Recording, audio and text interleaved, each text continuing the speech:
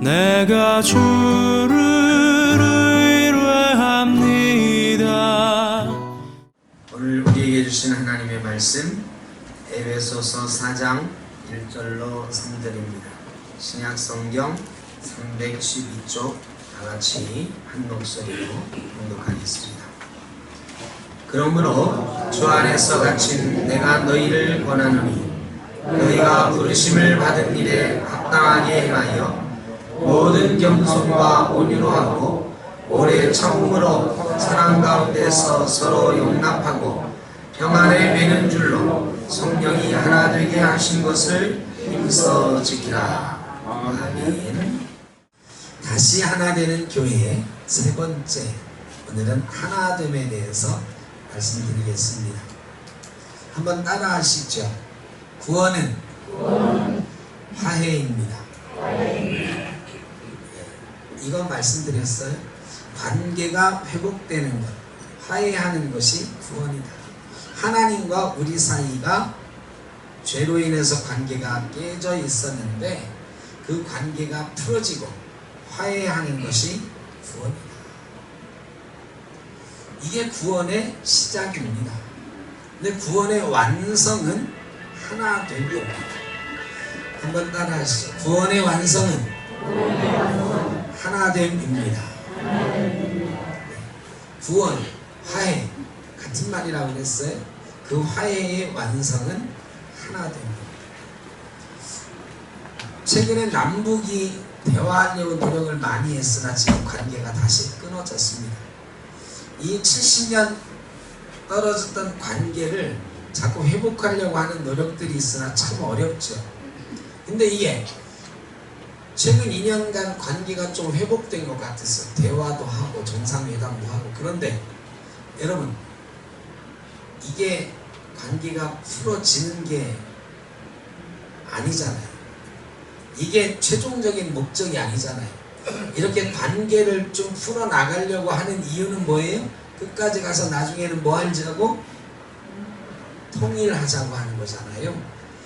관계 회복의 최종 목적지는 하나됨에 있는 거예요. 하나님과 우리의 관계가 회복됐어요. 이제 기도하고 하나님 만나고 해요. 그런데 최종 목적은 하나님과 우리가 하나 되는 것에 있다. 그런 말씀 드리려고 합니다. 화해가 시작된 것은 하나님이 먼저 시작하셨습니다. 여러분, 두 사람이 싸워요. 다퉈요. 두 사람이 관계가 틀어졌어요. 말도 안 해. 하도 인사도 안 해요. 이럴 때 둘이 동시에 어느 날 갑자기 딱 마음에 막 감동이 와가지고 동시에 우리 화해하자 이렇게 하는 거 보셨나요? 그런 경우는 없어요. 대개 어떻게 해요? 누군가 먼저 야, 우리 이제 그만 화해하자 이렇게 함으로 화해가 시작이 됩니다. 화해는 한쪽에서 먼저 화해합시다 하고 다른 쪽에서 그러자 하고 받아줄 때 화해가 시작이 되는 거예요. 누가 먼저 화해하자고 하나요? 그 틀어진 관계를 못 참는 사람이 화해하자고. 이게 둘이 말을 안 하고 지내요. 부부싸움을 뭐 해보신 분들은 알지만 부부가 싸우고서 좀 뭐 관계가 서먹서먹해요. 이거를 더 먼저 못 참는 사람이 화해의 손짓을 해요. 뭐 선물을 사가든지 음식을 해놓든지 못 참는 쪽에서 먼저 손을 내요. 하나님하고 인간과의 관계가 틀어졌어요. 하나님하고 인간의 소통이 잘 안 돼요. 누가 더 답답해요? 원래는 사람이 더 답답해야 돼요. 하나님하고 우리랑 소통이 안 되면 우리가 손해지요. 하나님 손해 날 거 별로 없어요. 그런데 우리는 하나님하고 소통이 되는지 안 되는지 별로 상관 안 해요. 내가 하나님인 것처럼 살아요. 하나님 없어도 되는 것처럼 살아요. 그게 인간이에요. 죄가 그렇게 만들어요. 사탄이 그렇게 만들어요. 너 하나님처럼 살 수 있어. 너 혼자 살 수 있어. 예배 안 해도 너 일주일에 한 번씩 꼭 안 해도 한 달에 한 번만 해도 살 수 있어. 이렇게 꼬드겨요. 그 거기 자꾸 넘어가기 때문에 사람은 하나님하고 화해 안 해도 살 수 있는 것처럼 속고 살아요. 근데 하나님은 인간을 너무너무 사랑하셔서요, 사람하고 같이 사는 것을 안 하시니까 너무너무 가슴이 아파요. 그래서 우리 화해하자, 화해하자, 그만 만나자 수도 없이 말씀하셨는데 그게 성경이에요. 성경의 선지자를 통해서 말씀하셨고요, 수없는 사건들을 통해서 말씀하셨어요. 우리 화해하자. 근데 사람이 그럴까 하다가 또 삐져, 그럴까 하다가 또 도망가고, 그래가지고 마지막으로 하나님이 야 그럼 내가 이거 줄게, 나랑 화해하자 하고 주신 게 뭐예요? 하나님 자신 예수 그리스도. 그래서 하나님이 이 땅에 오신 거예요. 하나님이 사람이 되신 거예요. 하나님이 사람이 되셔서 화해의 역사가 시작이 된 거예요. 하나님이 화해하는 일에 먼저 참여하셨어요. 사람이 먼저 참여한 게 아니고 하나님이 이 화해의 역사에 먼저 참여하기 시작하셨어요. 그래서 화해가 시작이 됐어요. 하나님이 먼저 시작하신 이유는 또 있어요. 하나님이 이 관계를 참을 수 없어서, 틀어진 관계를 참을 수 없어서 시작하신 것 있고, 또 하나는요, 사람이 하나님하고 화해하자고 하는 일이 너무 어려워요. 사람이 하나님하고 화해하자고 하려면 하나님처럼 돼야 돼요. 그래야 하나님하고 이야기할 수 있고, 내가 이만큼 하나님처럼 됐으니까 하나님하고 화해하자고 할 수 있죠. 인간으로서는 하나님께 가까이 가기가 너무너무 어려운 거예요. 그래서 하나님이, 전지전능하신 하나님이 야 네가 나처럼 되긴 어려우니 내가 너처럼 되어줄게 하고 오신 거예요. 화해는요, 서로 눈이 맞아야 화해가 돼. 이 세상 저 세상 따로따로 살고 있으면 화해가 안 돼요. 한 세상에서 살아야, 한 마음 가져야, 한 공간 안에 있어야, 한 시간을 같이 살아야 화해가 되는 거거든요. 그래 하나님이 오신 거예요. 근데 다른 많은 종교들은요, 신과 인간이 화해하는 방법이 너무 어려워요. 불교에서는 사람이 구원받는 것을 뭐라고 하냐면 해탈이라고 해요. 해탈하면 부처가 된다. 해탈하기 위해서 스님들이 고행을 하고 수행을 하고, 그런데요, 그 해탈이 거의 불가능해요. 도교에서는 득도한다고 그래요. 득도. 그래서 도를 수련하지. 여러분, 다른 많은 종교들은 유교는 또 선한 일 하면은 또 구원받는다고 하고, 그래서요, 다른 많은 종교는 사람이 신이 되어가는 과정을 얘기하는데 신이 되는 사람은 없어요. 불가능하거든요. 이슬람교는 뭐라고 하느냐? 알라 신을 위하여 하루에 5번 기도하고 1년에 며칠 금식하고 온갖 것을 다 해요. 그런데 사람이 신에게 가까이 가는 건 불가능해요. 어느 신도, 어느 종교의 신이라고 불리는 존재도 스스로 내려와서 내가 사람이 되어가지고 너희 눈높이에 맞춰줄게, 나랑 화해하자고 한 종교가 없어요. 신이 내려와야 인간과 화해가 시작이 될 수 있는 건데, 그 어느 종교의 그 어느 신이라고 하는 존재도 사람에게 내려온 존재가 없어요.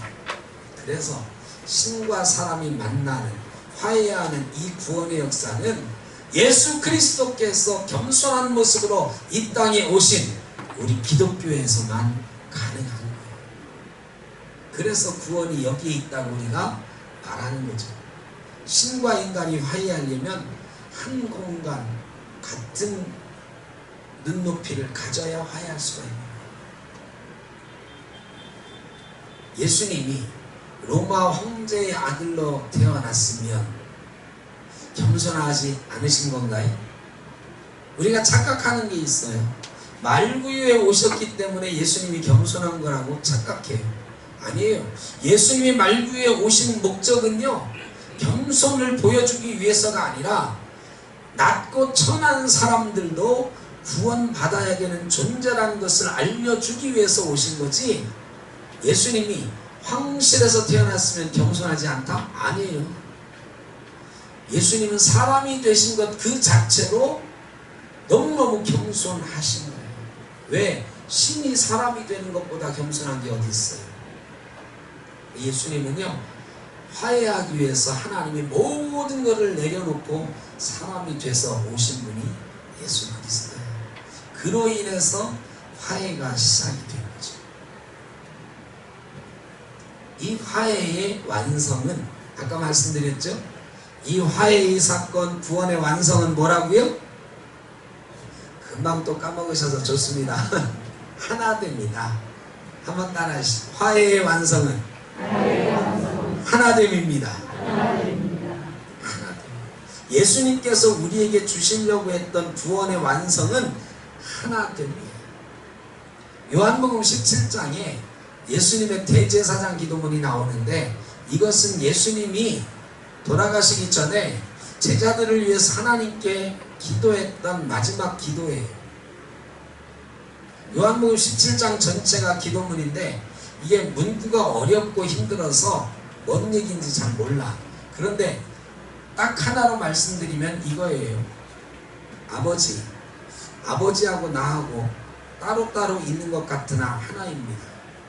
아버지랑 나랑 하나인 것처럼 내 안에서, 아버지와 내 안에서 저들도, 제자들도 하나가 되게 하여 주옵소서. 이거예요. 제자들이 하나가 되어 살게 해 주십시오. 주 안에서, 예수 그리스도 안에서 제자들이 하나가 되게 해달라고 하는 게 예수 그리스도의 이 땅에서의 제자들을 위한 마지막 기도였어요. 마지막으로 제자들에게 남기는 말씀이니까 얼마나 중요한 말씀을 했겠어요? 3년 동안의 모든 사역을 통틀어서 기도문에 담아놨는데 그 기도가 뭐냐? 아버지와 내가 하나인 것처럼 저들도 내 안에서 하나가 되게 하여 주옵소서. 서로 사랑하게 하여 주옵소서. 이게 요한복음 17장 마지막 기도의 주제예요. 그리고 거기다 하나 추신 붙이셨는데 그게 뭐냐? 저들이 하나가 되므로 사람들이, 세상이 아버지도 알고 나도 알게 하여 주옵소서. 이렇게 되어 있어요. 그러니까 예수님의 제자들이 하나가 되면 자연적으로 세상이 아버지도 알고 나도 알게 될 것입니다. 그렇게 되게 하여 주옵소서. 이게 복음에 관한 예수님의 마지막 정리였어요. 예수 그리스도께서 이 땅에 오신 것을 세상이 아는 것, 이게 복음이잖아요. 이걸 어떻게 사람들이 알 수 있느냐? 예수 믿는 사람들이 그리스도 안에서 하나가 되면 세상이 주님을 알게 되고 하나님을 알게 된다. 이게 예수님의 말씀이고, 그를 위해서 예수님이 마지막으로 기도하신 거예요. 하나됨의 그리스도의 구원의 완성이 있기 때문에. 그러니까 예수님이 3년 동안에 가르치신 구원의 최종의 완성으로 저들이 하나 되게 하여 주옵소서. 하나님과 내가 하나이듯이 저들도 하나 되게 하여 주옵소서. 이게 기독교의 구원의 완성입니다. 그것을 드러내주는 예식이 있어요. 우리 교회에서 구원은 이런 거구나 라고 알려주는 두 가지 예식이 있거든요. 그게 세례와 성찬이에요. 기독교에서 제일 중요한 예식, 교회에서 제일 중요한 예식은 세례와 성찬이에요. 세례는 뭘 세례를 하나요? 다 여러분 세례 받으셨고 또 세례 받으시려고 준비하는 분들 있으실 거고, 제가 보기 여기 다 세례 받으신 분인데, 세례를 한마디로 정의하면 뭐냐? 제가 요단강에 갔었잖아요. 요단강에 가면 침례교 신자들이 와서 세례를 해요. 예수님이 세례 받으셨다 하는데 진짜인지는 모르겠어. 근데 오래전부터 여기가 예수님 세례 받으신 곳이다 하는 그 세례터가 있는데, 그 세례터에서 침례교 신자들은 와가지고 직접 세례를 해요. 여러분 침례교 신자들 세례하는 거 보셨나요? 어떻게 하죠? 자, 제가 저도 거기 가서 저렇게 하는 거구나 말씀을 깨달았어요. 그게 뭐냐? 이게 보통은요 큰 통에다가 이 사람이 들어가서 푹 담그면서 머리에 손을 얹고 안수해서 물속까지 쑥 집어넣는 줄 알았거든요. 근데 그게 아니더라고요. 세례하는데 꼭 도와주는 사람이 있어요. 목사님 있고 세례 도와주는 사람이 있는데요. 이게요 뒤에서 사람이 하나 받쳐주고요. 이 코와 입을 이렇게 막아요. 코와 입을 막고 물속으로 이렇게 비스듬해가 뒤로 눕는 거예요. 뒤에서 물론 툭 빠지지 않게 받쳐주고 대신 몸이 다 들어갈 때까지 완전히 누워요. 누웠다가 거기서 누운 상태로 안수하고 세례 준 다음에 다시 일으켜 세워요. 그래서 세례를 성경은 뭐라고 하느냐? 그리스도와 함께 죽었다가 다시 일어나는 것이다. 이렇게 말씀하시고 로마서 6장 3절에 그리스도와 함께 죽었다가 다시 일어나는 것이다. 세례는 그리스도와 함께 죽었다가 다시 일어나는 것. 좀 더 정확히 말하면 그리스도와 합하여 세례를 받았다고 로마서 6장 3절은 기록하고 있어요. 그리스도와 합한다는 게 뭐냐? 그리스도처럼 죽었다가 물속에 완전히 잠기는 거, 죽은 걸 상징하는 거예요. 다시 일어나는 거, 예수님처럼 부활하는 거, 이게 세례다. 세례는 그리스도와 합하는 의식이다. 그래서 세례받은 사람이 그리스도인이 되는 거예요. 우리 교회 처음 나오신 분들도 그리스도인이에요. 예수 믿으면 그리스도인이죠. 그런데 그 사람이 공식적으로 저 사람은 우리 기독교의 교인이다, 우리 교회의 교인이라고 인정받는 게 뭐냐? 세례시키는 거예요. 그러니까 세례는 그리스도와 합하는 것이고 그리스도 교인이 되는 것이고 교회의 일원이 되는 거예요. 우리 문계순 성도님도 나중에 신앙생활을 1년 이상 이렇게 하시고 배우시면 세례라는 걸 받게 되시는데, 그러면 정식으로 교회의 일원이 되는 거예요.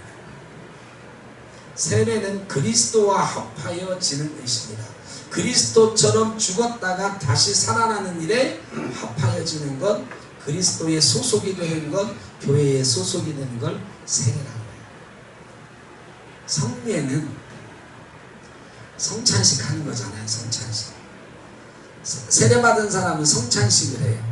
떡과 포도주를 마시면서 예수 그리스도께서 우리를 위해서 찢기신 몸과 우리를 위해서 흘리신 피를 기념하는 거죠.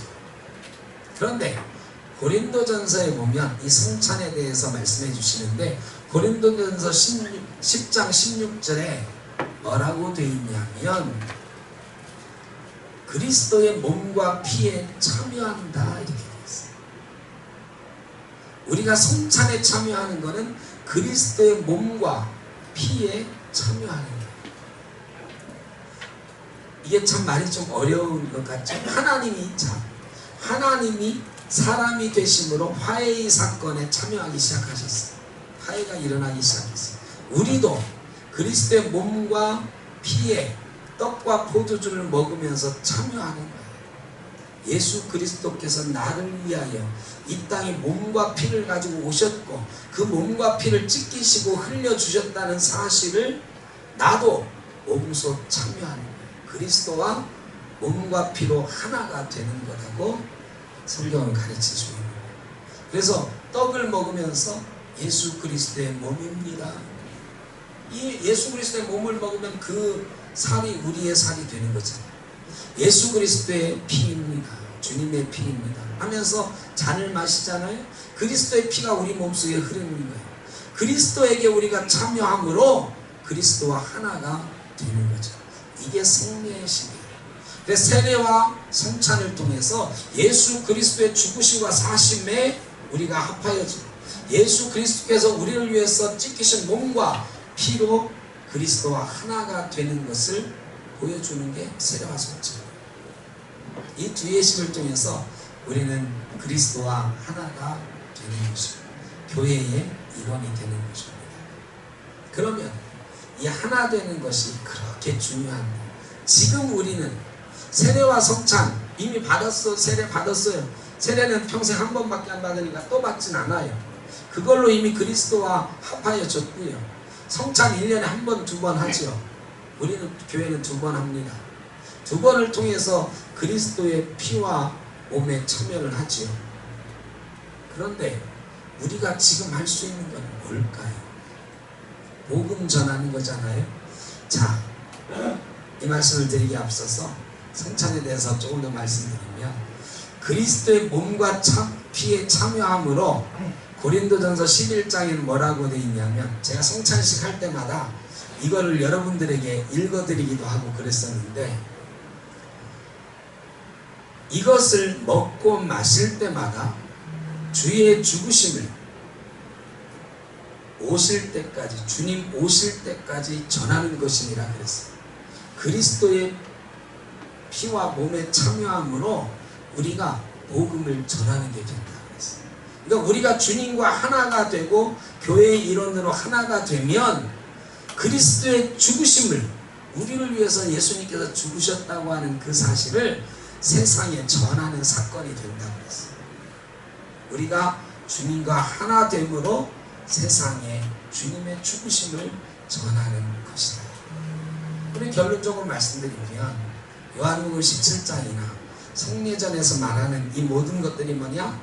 우리의 하나됨, 주 안에서 주님과 우리가 하나 되고 성도들이 하나 되는 거예요. 그것을 통해서 세상은 우리 주님이 이 땅에 오신 것을 알게 되고 하나님을 알게 되고 우리가 예수님의 제자인 것을 알게 되고 예수 그리스도의 죽으심을 알게 된다. 하나됨을 통해서 세상이 하나님과 예수님을 알게 된다는 거예요. 그럼 지금 우리는 그 하나됨을 위해서 뭘 해야 될까요? 첫째, 하나됨을 위해서 우리가 지금 할 수 있는 일은, 첫 번째는 교회에 속하는 거예요. 그리스도인이 되는 것은 교인이 되는 거죠. 교인이 된다는 건 너무나도 당연한 일 같지만 교회의 일원이 되는 거예요. 여러분은 대한예수교 장로회 샘터교회 성도님이에요.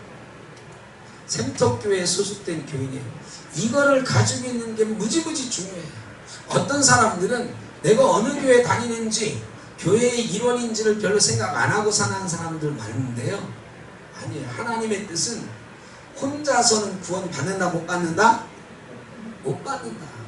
이 하나님과 화해하는 일이 혼자서는 잘 안 되더라. 그래서 성도 간에 서로 교제하면서 서로 돕고 격려하고 이 화해하는 일을 함께 해나가도록 교회를 만들어 주셨다고 그랬잖아요. 이 교회의 일원이라는 것을 내가 인정하고 그 교회의 일원이 되어가는 것, 이게 굉장히 중요해요. 여기 계신 분들 중에 오랫동안 샘터교회 교인인 분도 있고 최근에 교인이 되신 분도 있는데 꼭 기억하세요. 우리가 이제 샘터교회에서 하나님과 화해하고 우리가 하나 되어가는 일을 함께 해나가는 교인인 거예요. 그 교회에 소속이 되는 게 우리가 하나 되어가는 첫 번째 단계예요. 그런데 저희 교회에 교인이 한 130여 명 돼요. 애들까지 다 합쳐가지고 130몇 명 되거든요. 예배하러 나오는 인원은 이 코로나 이전에 애들까지 쳐서 한 110명에서 120명 됐어요. 여러분, 그 사람들 다 아세요? 모르세요? 한국 사람 다 아세요? 잘 모르실 거예요. 아마 다 알고 있는 분 몇 분 계실까? 제가 알기에는 다 모르실 거예요. 몇 분 빼고는 우리 교인들 다 아는 사람 거의 없어요. 100명밖에 안 되는데도 다 몰라요. 물론 특별한 분도 있습니다. 제가 대치동교회 부목사 할 때 거기 장로님 한 분 계셨거든요. 지금 은퇴한 분이에요. 저 있을 때 나학 은퇴하기 전이었으니까 지금 80이 넘으셨겠네요. 그 김 장로님이라는 분이 있는데 이분 저 멀리 오포에서 대치동까지 매일 새벽 기도를 나오시거든요. 근데 이분에게 특별한 재주가 있으세요. 어떤 재주냐면 만나면 누구를 만나든지 할머니를 만나면 어이 손주 누구 잘 있어? 그러고 애기 엄마들 만나면 누구 잘 크지? 그러고 부목사인 저도 모르는 그 집의 손자 손녀 애들까지 다 알아. 그러고 인사를 막 해요. 그래서 제가 장로님한테 여쭤봤어요. 아, 장로님 어떻게 그렇게 그 집안을 다 하시냐? 요람에 다 나와 있잖아요. 그래. 교인 수첩에 다 나와 있잖아. 아니 근데 교인 수첩이 이만큼 두껍거든요. 거의 교인 1000명이 넘는데 그 어른들 교인 외우기도 힘들어요. 사실 어른들도 교회 안 나오는 남편 이름은 저도 잘 몰라. 아 근데 그분은 교회 안 나오는 남편 이름 불러가면서 누구시 잘 계시죠? 이렇게 인사하거든요. 근데 자기 구역만 하는 게 아니라 교인 전체를 비결을 물어봤어요. 요람이 있어도 저도 요람 다 못 외우는데요. 그랬더니 자기가 새벽기도 매일 나오는데요. 자기는 다른 기도 안 한대요. 그냥 이 요람 펴놓고 매일 읽는 거 요람. 하나님 우리 교회에 누구누구 있습니다. 이 집에 누구 있습니다. 그 집에 손주 손녀까지 다 적어놓고 요람이 없는 건 따로 적어놓고 기도하는 거예요. 기도하는 다른 기도 안 하고 이 집에 누구 있습니다. 기억해 주십시오. 이 집에 누구 있습니다. 누구 1년 360 그러니까 외우라고 안 해도 저절로 알겠죠. 물론 이런 분도 있어요. 근데 죄송하지만 저도 대치동교회 있을 때 그 교인들 다 몰랐거든요. 저희 교구 식구만 겨우 어른들 이름만 할까 뭐 이 정도예요. 제가 지금 우리 교인들은 뭐 거의 다 한다고 생각을 합니다만 사실은 이게 쉽지 않은 일이에요. 쉽지 않은 일. 그래서 우리 교인들이 하나 되는 게 굉장히 어려워요. 교회의 일원이지만 130명밖에 안 되는 우리 교회 교인들도 다 몰라. 그래 다 모르는데 어떻게 하나가 돼요. 그래서 하나 되는 연습을 하기 위해서 소그룹이 필요해요. 구역을 나눠놨어요. 선교회를 나눠놨어요. 여러분 선교회는요 봉사하는 단체가 아니에요. 사역하는 단체가 아니에요. 친교하라고 합니다. 친교하. 남선교회 여선교회. 구역회. 아니 10가정 정도 되는 구역 식구들 알잖아요. 구역 식구 이름은 다 배우잖아요. 우리는 뭐 구역 모임을 자주 못하니까 모르는 분도 있지만 이 소그룹을 통해서 하나가 되는 연습을 하라고 소그룹이 있는 거예요. 소그룹 참여하셔야 돼요. 여러분 선교회도 열심히 하셔야 돼요. 남선교회, 여선교회, 안수집사회 무슨 회 있으면요 여러분 속한 데 다 참여하세요. 그게 하나 되는 연습하는 거예요. 거기서 다른 얘기 하지 말고 어떻게 하면 서로 잘 알고 어떻게 하면 서로 친해질 수 있을까 이 연습만 하시면 속으로 해야 돼요.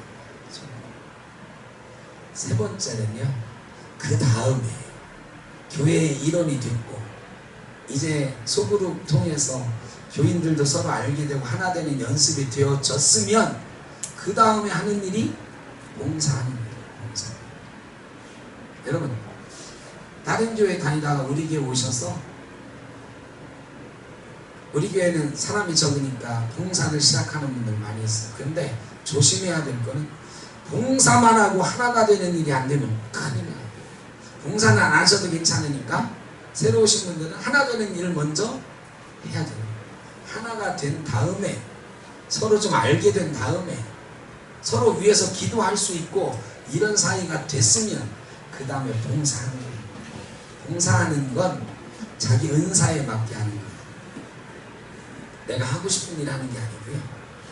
내가 재능이 있는 일을 하시는 거예요. 나는 재능 하나도 없는데 재능 없이도 할 수 있는 봉사를 찾으시는 거예요. 노래 못하시는 분이 성가대 너무 멋있거든요. 근데 나는 음치야.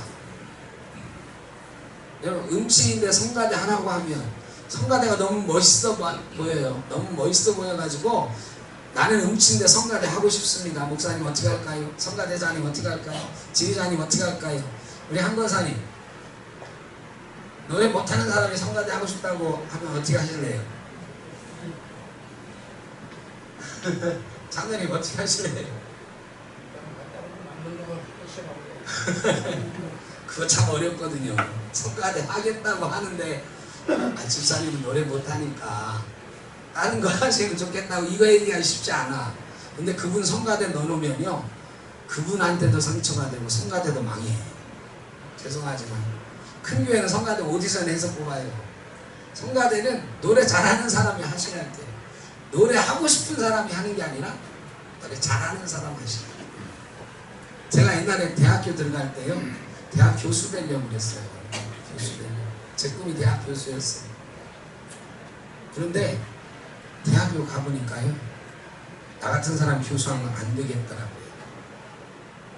저는 제가 책 같은 거 이렇게 읽고 외우고 이런 거 잘하거든요. 그래서 나 같은 사람이 교수하면 잘할 거다 생각을 했어요. 근데 대학교 가서 보니까 나같이 책을 읽고 금방 잘 외우고 이런 사람이 교수하는 게 아니에요. 그런 사람이 교수하는 게 아니고요, 책을 좋아하는 사람이 교수해야 돼요. 공부를 잘하는 사람이 교수하는 게 아니라 공부를 좋아하는 사람이 교수해야 돼요. 공부를 좋아하고 매일 하는 사람, 그런 분이 교수해야 돼요. 그래서 제가 포기했어요. 저는 그런 사람이 아니거든요. 여러분, 사역은요, 내가 잘할 수 있는 거예요. 내가 잘할 수 있는 거. 내가 잘할 수 있는 사역을 찾아 나가는 것도 우리의 숙제입니다. 그래서 뭐든지 하나씩은 교회에서 봉사하셔야 돼요. 2대8의 법칙이 교회에 적용되면 큰일 납니다. 2대8의 법칙이 뭐냐?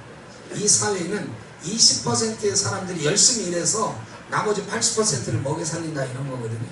대부분의 교회들이 2대8의 법칙이 적용이 돼. 교인 중에 20%만 11조하고 20%만 봉사하고 그 20%가 교회를 움직여요. 나머지는 썬데이 크리스찬이에요. 이 교회 안 됩니다. 우리 센터교회는 2대8은 아니에요. 굉장히 많은 분들이 여러 면에서 봉사하심으로 우리 교회가 움직여지는 거 참 감사합니다. 어르신들이 다 청소를 하시고 힘이 닿는 한 봉사하셨어요. 우리 교회가 움직여가고 있죠. 우리 모든 교인들이 뭐래도 하나 내 교회니까, 너 교회가 아니고 내 교회니까, 우리 교회니까 내가 이 교회에서 뭐래도 해야지 하는 생각들을 가지고 교회 오시면 좋을 것 같아요. 어르신들, 걷기 힘든 분들, 이런 분들, 나는 기도라도 해야지. 나는 이거 못하니까 우리 교역장 위해서 내가 기도해야지. 우리 목사님 위해서 내가 기도해야지. 장로님들 위해서 내가 기도해야지. 난 이거밖에 할 게 없어. 이것도 사역이에요. 그래서 중보기도 사역도 굉장히 중요한 사역이거든요. 어떤 교회들은 중보기도 사역팀이 따로 있어요. 이런 거 나중에 우리도 예배 시간에 저 방에서 교회 예배를 위해서 기도하는 사역팀도 좀 있고, 평일에도 나와서 중보기도하는 사역팀도 있으면 좋을 것 같다는 생각이 듭니다. 아니, 내가 할 수 있는 일 뭐든지 하나씩은 하셨어요. 이러면서 우리가 하나가 되는 거예요. 그냥 주일 예배만 드리고 가는 사람은 하나 되는 일에 좀 떨어져서 오기가 쉬워요. 뭐든지 같이 함으로 참여함으로 하나가 되어갈 수 있습니다. 교회가요, 이러면서 하나가 되는 게 목표예요. 옛날에 영화 중에 I am Sam이라고 하는 영화가 있었어요. 혹시 보신 분 있는지 모르겠습니다. 여기에 샘이라고 하는 남자가 등장하는데, 이분은 지적장애인이에요. 어떤 여자분을 사귀었어. 주사위에 애가 태어났습니다. 근데 어떻게 하다 하여간 줄장난 비슷하게 해서 애는 태어났는데, 이 여자가 애를 키울 능력도 없고 생각이 없는 거예요. 남편을 보니까, 그 애기 아빠 보니까 지능이 7살짜리 지능밖에 안 돼. 몸은 멀쩡한데 지적장애인이라 7살에서 멈췄어요, 지능이. 그 남자 믿고 애를 키울 수가 없어요. 여자가 도망갔어요. 이 쌤이 딸 루시를 키우기 시작합니다. 갓난아기 때부터 이 루시를 키우는데 7살밖에 안 되는 지능 가지고 애를 키우는데 얼마나 힘들겠어요. 근데 정말 최선을 다해서 키워요. 막 주변의 사람들 도움 받아가면서 막 키워요. 다 좋은 아빠라고 막 칭찬해요. 이 샘의 제일 큰 즐거움은 어린 딸에게 동화책 읽어주는 거였어요. 동화책을 매일 읽어줘요. 딸 루시도 아빠가 읽어주는 동화책이 너무너무 좋아요. 책 읽어달라고. 그런데 이 아이가 자라기 시작하잖아요. 학교에 들어갔어. 이제 루시가 읽는 책이 좀 달라지기 시작하잖아요. 옛날에 그림 동화책 글자 몇 개 안 되는 거였다가 이제 점점 루시를 위한 책을 갖다가 읽어주는데, 쌤이 책을 읽다가 이게 뭐지? 단어를 모르는 단어가 나와. 그럼 어떻게 해? 루시가 아빠 그건 뭐야? 이렇게 알려주는, 거꾸로 이제 루시 딸이 학교에 들어가서 배워가지고 아빠한테 알려주는 사이가 돼. 그냥 책 읽는 재미가 없잖아요. 아빠가 읽어주는데 아빠가 모르면 딸이 가르쳐줘야 되니까 아빠가 딸에게 읽어주는 동화가 아니잖아. 이제 루시가요, 아빠가 힘들어하고 또 책 읽는 재미가 없어지니까요, 자기도 공부를 안 하기로 작정합니다. 아빠랑 눈높이 맞추려고 학교도 안 가고 땡땡이죠. 학교에서 선생님들이 막 조사를 해보니까 루시가 그래서 안 나오는 거예요. 그리고 복지기관에 나와서 쌤이 아빠가 될 수 있는가를 점검하기 시작합니다. 주변에 막 물어보는데요, 주변에서 좋은 아빠라고 증언을 해주지만 별로 믿을 만한 사람들이 못 돼요. 쌤하고 같은 처지에 있는 사람이거나 막 이런 사람들. 그래서 별로 인정 못 받고요, 결국은 쌤은 루시를 키울 수 없다고 판결이 나옵니다. 미국은요, 부모가 양육 자격이 안 되면 아이 뺏어갑니다. 뺏어다가 양육기관에 맡겨요. 루시가 기관에 들어갔어요. 아빠 쌤이 하늘이 무너지죠. 그렇게 사랑했던 딸 루시를 키울 수가 없어요. 그래서 고민하고 있는 쌤에게 구원자가 나타나요. 리타 해리슨이라고 하는 변호사가 나타나요. 이 여자 변호사인데요, 여태까지 재판에서 진 적이 없어요. 그래서 자기가 샘을 위해서 변호하겠다고 나타나요. 근데 이 리타의 마음은 사실은 내가 얼마나 뛰어난 변호사인지 이 샘을 통해서 이 사건을 이겨가지고 보여주려고 하는데 목적이 있는 거예요. 둘이서 그래서 같이 재판을 해나가거든요. 근데 사실 리타에게는 비밀이 있었어요. 사회적으로는 정말 뛰어난 변호사였지만 가정에 문제가 있어요. 남편이 자기보다 잘 나가는 아내가 좀 불편해. 또 가정일에는 전혀 신경도 안 쓰는 아내가 원망스럽고, 남편과의 사이가 점점 멀어지고 있었어요. 엄마 노릇을 잘 못하니까 자녀들하고 관계도 점점 멀어져요. 이 리타가 샘을 변호하는데 샘하고 루시는요, 너무너무 관계가 좋고, 샘이 아빠로서 지능은 모자라지만 너무너무 아빠로서 사랑을 가지고 딸을 돌봐주려고 하는 마음들이 보여요. 리타가 샘에게 상담하기 시작해요. 샘, 이럴 때는 어떻게 할까? 샘, 나 지금 힘들어 죽겠어. 우리 남편하고 우리 애들이 이래. 샘이 위로해줘요. 거꾸로 샘을 도와주려고 이 리타가 왔는데, 나중에는 거꾸로 이 7살밖에 안 되는 아빠 샘이 이 똑똑한 변호사 리타를 도와주는 역할이 되고 말아요. 영화는 물론 여기서 더 진행이 됩니다만, 제가 여기서 말씀드리고 싶은 거는, 세상에 도움을 주지 못할 사람은 없어요. 세상에 도움받지 않아도 되는 사람은 없어요. 리타는 자기가 전적으로 샘을 도와줘서 자기 이름을 높이겠다고 생각을 했지만, 나중에는 샘에게 자기가 위로받고 도움을 받아요. 여러분, 내가 다른 사람을 도와야 하지 않는 생각은 좋습니다. 그러나 나는 다른 사람을 돕는 존재로 만들어졌어? 그런 사람은 없어요. 나는 도와줄 수는 있어 도움 안 받아도 돼, 이런 사람은 없어요. 누구나 다 도움이 필요합니다. 혼자서는 살 수 없어요. 도우면서 사는 거예요. 사람이 창조될 때부터 그랬어요. 하나님께서 나무를 창조하시고 보시기에 좋았다라 그랬어요. 물을 만드시고 좋았다 그랬어요. 새를 만드시고 좋았다 그랬어요. 이 땅의 모든 것을 만드시고 보시기에 좋았다 그랬습니다. 그런데 6째 날에 사람을 만드시고는 좋다라는 말씀을 안 하셨어요. 이 좋다라는 단어는 히브리어로 토브라고 하는데, 이 토브는 온전하다 이런 뜻이에요. 새를 보시니까 너무너무 완벽하게 만드셨어요. 온전하다, 토브라고 말씀하셨어요. 이 땅의 모든 것을 보시고 토부라고 하셨는데 사람을 만드시고는 토부라는 단어를 쓰지 않으셨어요. 그리고 나서 조금 지난 다음에 사람이 혼자 있는 것이 좋지 못하니 그랬어요. 여기에 좋다 이런 말이 있어요. 사람이 혼자 있으니 토부하지 못하다, 좋지 못하다, 온전하지 못하다. 그래서 돕는 배필 만들어 주셨어요. 사람은요 혼자서는 온전할 수 없는 존재로 만드셨어요. 사람은 돕는 존재가 있어야 되는 존재로 만드셨어요.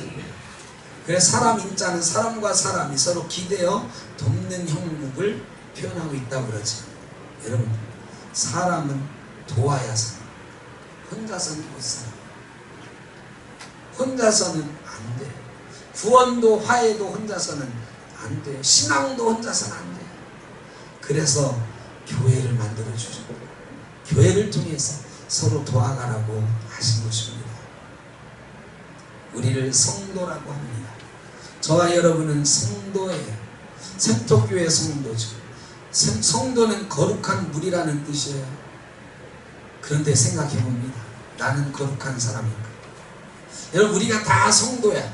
그러면 이 성도는 복수거든요. 근데 한 사람 한 사람 따로 떼놓으면 뭐가 돼야 될까요? 우리가 거룩한 물이면 한 사람 한 사람은 거룩한 사람이 되는 거거든요. 근데 내가 거룩한 사람인가?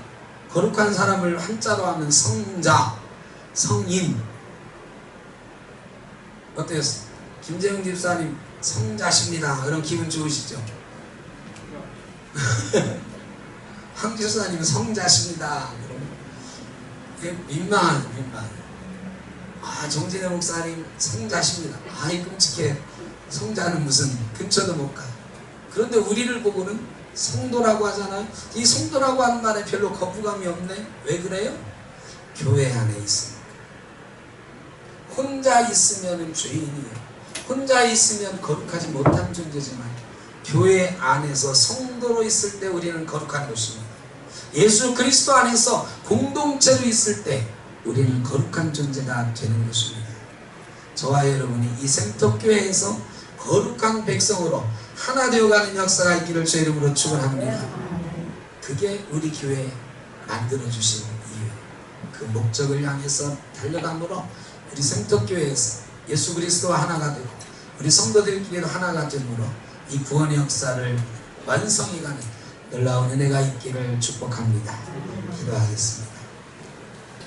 사랑의 아버지 하나님, 우리를 거룩한 백성 삼으셨습니다.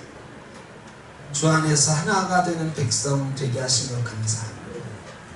그러나 우리는 하나님이 시작하신 이 화해의 역사, 구원의 역사에 참여하기를 원하면서, 참여한다고 생각하면서도 그 완성을 향하여, 하나됨을 향하여 나아가는 일에 부족했음을 고백합니다.